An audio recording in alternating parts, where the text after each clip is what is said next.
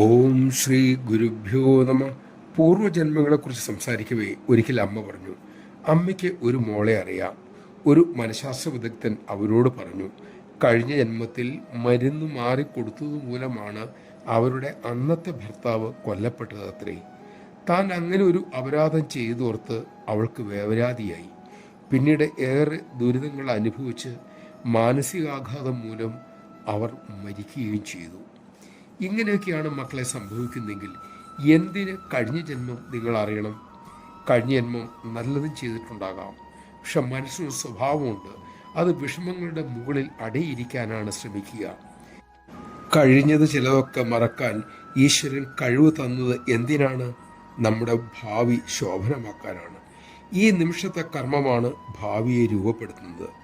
അതറിഞ്ഞ് കഴിഞ്ഞ ജന്മങ്ങളും കർമ്മങ്ങളും തള്ളി മാറ്റി ഇപ്പോൾ നല്ല കാര്യങ്ങളിൽ, ചിന്തകളിൽ എൻ്റെ മക്കൾ ഏർപ്പെടൂ. അത് മതി. നമഃശിവായ. അതുകൊണ്ടാണ് സദാ സർവത്ര ഹരിചിന്തനം എന്ന് ഋഷീശ്വരന്മാർ നമ്മെ പഠിപ്പിച്ചത്.